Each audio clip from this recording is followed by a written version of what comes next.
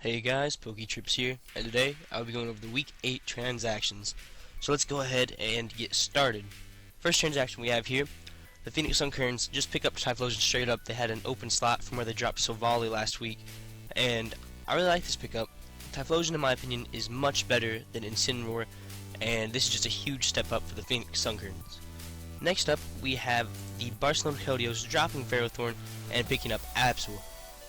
This is a big relief for me because Ferrothorn was a huge threat to me, to my team, because if I didn't bring Darmanitan, I don't know what I could have done to it.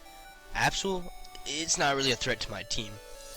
Next up, at number 4, we are going to have the Arizona Houndooms dropping Pheromos and Salazzle and picking up Amoonguss and Latios, my bad. I don't like this transaction. I kind of like Salazzle for Amoonguss, because Michael was in desperate need of a tank, and Amoonguss is one of the best out there. I don't know how it's still a free agent. And dropping Pheromosa for Latios, why do I keep saying Latios? I hate that transaction. That transaction is bad, is needless, and is unnecessary. I don't see any universe where Latios is going to do more for Michael's team than Pheromosa. Next up, we have the San Antonio Solars dropping Togekiss and Noivern and picking up Tyrantrum and Cloyster. I know I always hate on your transactions here, Matt, and that is actually going to change this week. I really like this transaction, actually. Dropping 2 flying types for a dragon and a water, which he was actually in desperate need of, the water. But the trade-off for Noivern for Tyrantrum, I actually kind of like.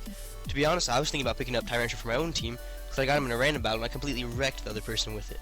It has a unique ability in Rockhead, which it doesn't take recoil damage, which is absolutely insane. Or wait, maybe Rockhead powers up the moves, I don't know. Anyway, just Tyrantrum is really good. Choice Scarf Tyrantrum, there's like nothing that can stop it. And since everybody has a rock type weakness, I love that transaction.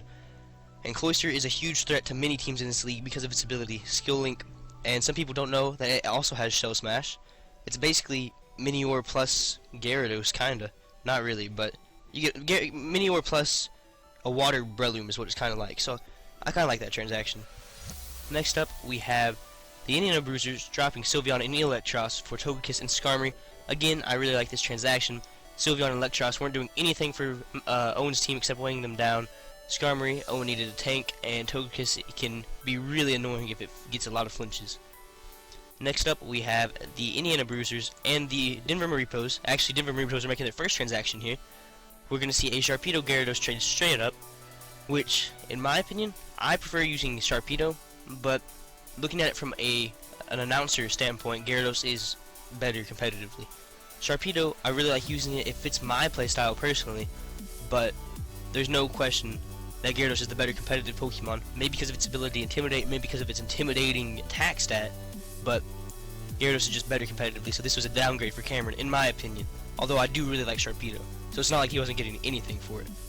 Next up, and lastly, we have a huge trade this week. Myself, the Cincinnati Peds, trading for Tapu Lele of the Chicago White Sox while I was giving up Tapu Koko. This trade was hard for me to do, but my biggest opponent, my biggest threat in this league is Karthik.